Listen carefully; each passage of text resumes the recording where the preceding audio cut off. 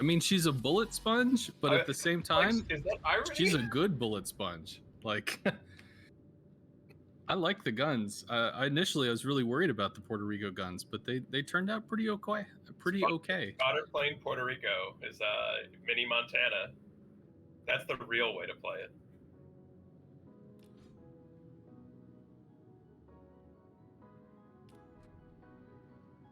Oh, nothing has happened. He has moved forward a little in the Moskva. And he is, and get this, he's still moving forward, which is this just a clan strong battles? This is probably clan battles, right? Yeah, I can tell by the map.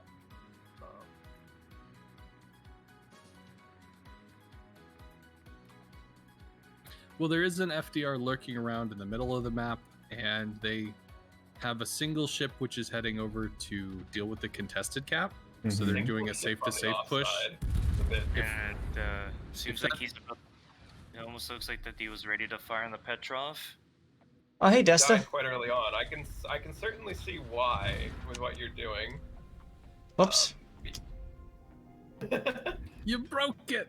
I broke it. No, I hit the N key to pause the replay, and apparently it was still over on the OBS side of things. So let's take a moment. It's 2 minutes into the battle. You've got a Goliath going by himself to Charlie. Question mark right there. Against an FDR. And he's still aggressively going there too. Like that man should be turning out.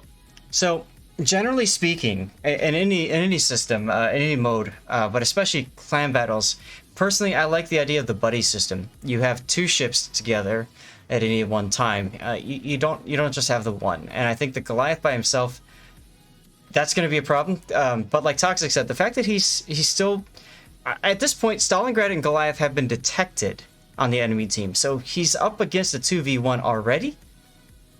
So I get that you're doing a very hard push on the south flank, but like while you're doing that, the Goliath's job up there is just to hold off the enemy as long as possible, and that's in a kiting away position. That's not in a bow in position. So that's why I'm curious about that ship's position. If you want to do 6 and 1, that's fine. You just have that ready for kiting away. Now, go ahead. Like if you're doing 6 and 1, that guy goes to the off flank with the understanding he's going to get nowhere near the cap. He's not even. Realistically speaking, that guy's not even going to be able to stop them from taking the cap. He needs to play with that knowledge. Like there's no. As the offside cruiser, you have no business being like, I'm going to reset the cap a bunch, and then there's 2 ships plus a carrier. No, that's called suicide. Like, you don't do that. Realistically, I'd like to see him heading towards the A line, and like A5 or A4, something like that. And he can play in the islands here and just be a general pain in the butt to kill. While these guys are doing that. Along the A line, like. I mean, and I've even come to start doing it more recently in my own play. Like, I always used to angle out with my guns with my bow pointing to the, I guess in this case would be the north, with my guns off of the right side of my ship. Mm-hmm. But now my bow will be to the east, or to west rather, with the guns pointing up the left side. So you start moving toward your team as you're kiting away. Sometimes you get, and I see a lot of people get stuck up on the borders because of that a lot of the time too. Mm-hmm. There's also a decision point as to whether you hang around, because you don't have to run all the way either. If they push through, you can hang out on the A line, let them push, and stay there and keep shooting them. Well, and that's why I like this spot up here, especially more towards the islands. But the idea is you make them decide: are they going to spend all the time to chase and kill you, or are they going to go off, and ignore you? If they ignore you, then you just turn back around and just keep powing them until they look at you. That's the troll way to play it, but. Okay, well let's. I want to point out that Goliath being alone, regardless of what he's trying to do, they're against an FDR. That FDR is going to manhandle that ship. There's no way that single ship can do anything to bully off the planes. Like, if they just took the Venezia and paired him with the Goliath, then they might have a smoke screen, they might have a fighter consumable, just something, some kind of overlapped anything. But right now, no matter how safe he plays, he's dead. Mm-hmm. Yeah, and I mean, even with because I would put the Venezia over there too. That was the boat I was thinking of. Yeah, you're not going to stop the FDR from striking, but he's going to at least lose a few more planes. Maybe there's a little more for him to deal with. It's not just a free hey, shoot me, please.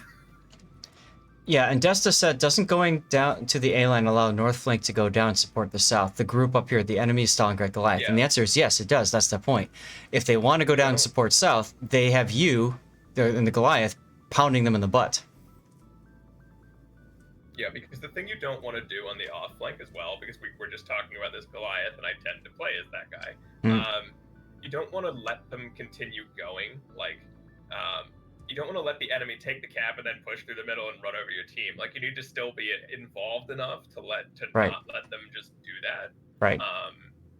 You have to buy your team a bunch of time. You can't just farm a bit of damage and do nothing.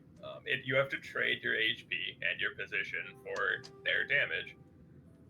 Also, having an AA build is not going to mean a single thing. No. If it's an FDR, that is a joke. Saying he has an AA build doesn't stop his bombers from taking half your health off every time he bombs you. Mm-hmm. I'll see you guys later. Have a great day and all right, evening. So. Yeah, I'm Captain. Hey, Second, you're back? For a little bit. Okay. I just got a shower and a Viking showed up bearing meat. Okay. So. We have a guy who makes meat for us. Nice. So, mead. I was like, mead? What? When you're doing a full push, the other thing you might want to do too is spread out a little bit. I mean, against a FDR, you can afford to do this. If you're up against a Ricto or something, you might want to be closer together with your anti-air boat. But you can.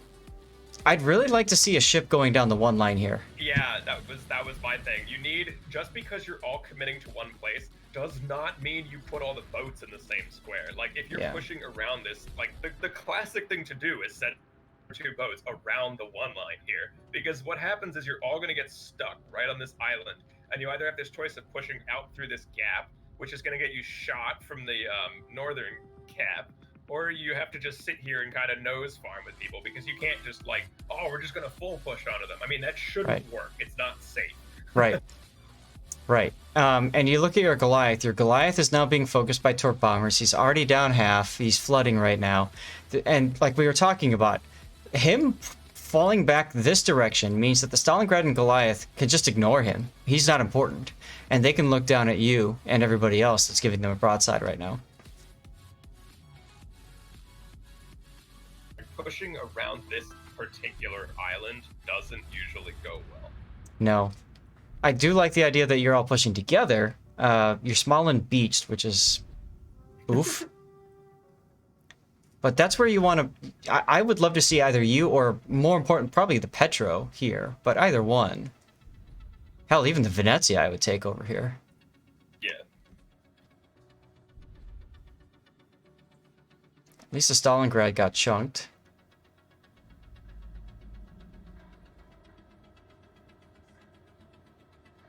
The other problem that you have here is because your battleship is so heavily committed with you, your battleship can't even shoot the guys on the other side. And while, yeah, you do have a couple Russian cruisers that basically fill in for that, if this was a Stalingrad or your other ship is a Stalingrad shooting across at it, you would be fine. But in this case, you might pick up damage here and there, and the Stalin giving you the side to shoot at is him making a mistake. Them committing across there is unnecessary. But overall, yeah, we're all in one place, and that's now we're just, there's now 3 people looking right at your face. Yep. And by the way, you've got a guy looking at your side. Yeah. And that's a Stalingrad. And if he was shooting at you, and if he's range mod, which he should be, and he is, there's the shells. You're gonna die real fast, and I am assuming that's what happened. Not a great shot. But yeah, for the purposes of this, you can burn. You're gonna burn your repair and everything here, but you have a ship that can kill you on your broadside, and you are going to disappear. And this is why pushing across here with this many ships doesn't work particularly well. And not only that, but you're ignoring the Stalingrad, who he's just healing, but he was low health, You're not going to win against this Puerto Rico. I think you'd be better off keeping your guns on the Stalingrad. Yeah. Guns on Stalingrad, and just hope to ram something with your Russian torpedo. And by the way, that's what I was waiting for. by the way, I got both of you guys to cover my replays, so no problem. We got 2 Fiji games coming up back to back. And there's the Stalingrad kill. Once again, very easily handed to you. If your Goliath had been in a different position, he could have locked the Stalingrad and Goliath down so they couldn't support the team, and that might have very well meant that you lived. At least longer. And even in that case, it might not even be a question of where the Stalingrad was. Maybe where your battleship is. Maybe where another boat is. Because Right. you could even have your Venezia tail back and shoot back at them, or your Right. Petro hang back at the island that you've all just passed. Like the island you passed is a very common spot for somebody to park a cruiser on, like in about E3 on the back end of the island to stop people from doing what the Stalingrad's doing. And sure, he'll probably go down to the bombers and everything eventually. Yep. But he's already managed to trade up significantly. How about the fact that the Holland was never spotted until just recently, and he's there? So they actually sent 3 ships up here to Charlie. Yeah. And this push with 6 ships has lost 1, and they were fighting against what, 3 ships at this cap. Right. And you've lost a full Moskva, almost the entire Petro. The Venezia is dead. The Yamato at that point is probably gonna get smashed. I mean, all the Conqueror has to do is to get up on the cheek. I mean, yeah.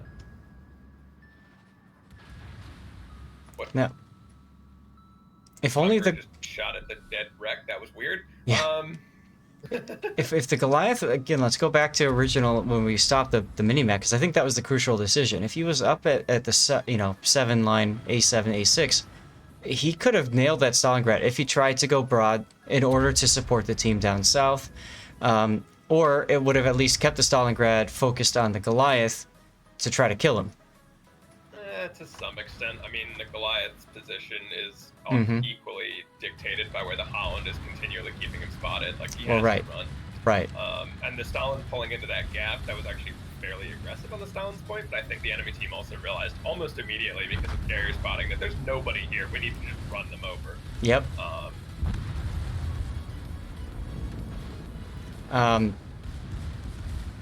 So, yeah, suddenly you're ahead by a ship, though. Interesting. When the Hakuryus shifted off from trying to assault Bravo with like those 5 ships on top of each other or whatever, Yeah. and went over to start harass the Stalin, that was the good play. Their Yep. FDR was on this Goliath, wasn't able to seal the kill, so needs to work on his aim a little more for their FDR, but sending the carrier over to kind of slow that down, it was just so much more effective. They weren't just throwing away planes for free at Bravo to do nothing, and it really stalled their advance, which was good. Yeah. Yeah, I feel like that carrier did a really nice job there. And here comes... Bing, bing, bing. Man, Goliath just giving it up for free. Mm-hmm. Yeah, you got the torps off, but... And no, after somebody dies, we're not able to affect the camera at all. So we're literally watching what Deadliest is watching. Or, sorry, destawaits.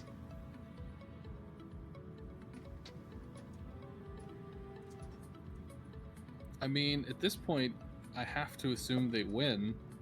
It just comes down Based to on the the caps, Smalland is able to...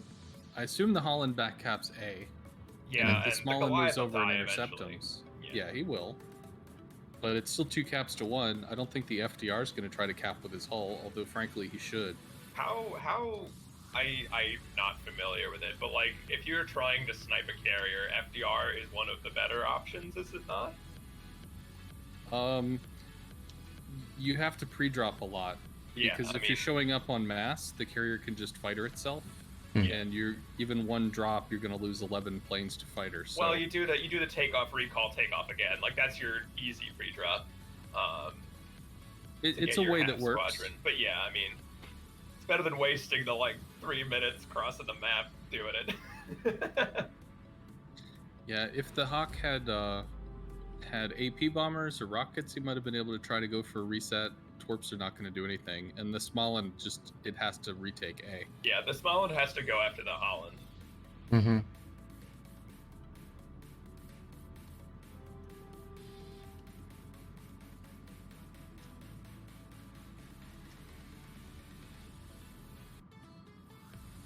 All right, looks like I've got some replays from Coughlin to choose from as well. All right, chat, I'll let you choose. Z39, Charles Martel, or Paulo Emilio. Which of those would you like to see? I know what Toxic's going to answer already. When you give him that option, there isn't an option, like...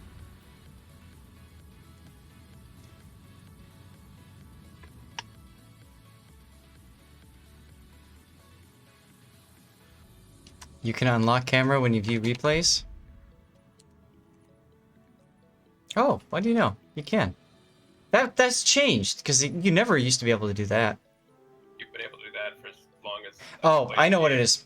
If you click around on somebody else, then the camera snaps to that person you click on. That's what it is. That's why I stopped messing with it, because it's just kind of like, why bother? Desta, if the Goliath shot down a full FDR squadron, number one, he's exaggerating. He didn't shoot down the full squadron. The squadron struck him, and he shot down a couple of the remaining planes. Unless the FDR like drove direct. If we're talking about a carrier, an adept carrier player, that shouldn't be the case, basically. Well, like that was a terrible. I snapped back to it just in time. That was a terrible rocket attack by that FDR. A horrible strike. So yeah, like this may be the case that it's just somebody who has an FDR. Like,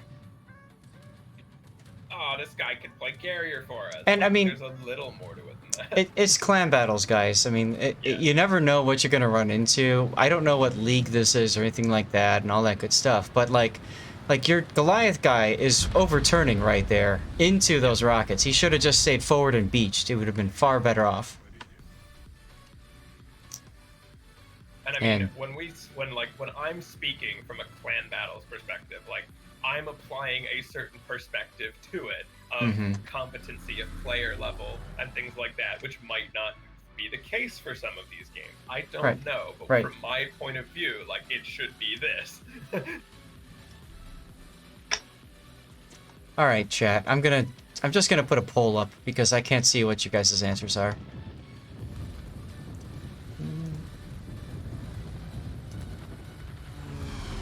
And Toxic, to speak to your comment about, you know, a certain level of skill and blah blah blah blah, I've actually been just murking with basically whoever invites me. I'll just accept. Fun though. That's a good time. It's fun and it's eye-opening, you know. It really is. So you know, like. It's definitely worth, and for the rest of you guys, if you want to do clan battles, even if you don't have a clan, just go into looking for division, and you know, say, hey, you'd like to work for clan battles. Chances are you get picked up by somebody, and you might have a lot of fun with them.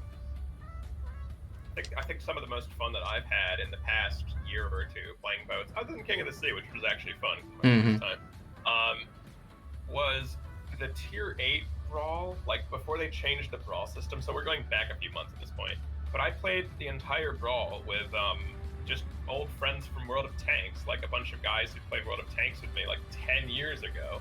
And it was great because yes, like statistically speaking or whatever, they might not be like the strongest players or whatever, but they're all used to playing like in organized formats. So you have a team of people playing together anyway. So it just went to illustrate even more that like you never do know who you're facing. Because we had a great time, won a whole bunch of games, got a bunch of people ships and things. It was a good time. There you go. Okay, guys, the poll is up. And go ahead and vote for what you would like to see. You can throw bits and channel points in as well if you want to encourage the results of the vote.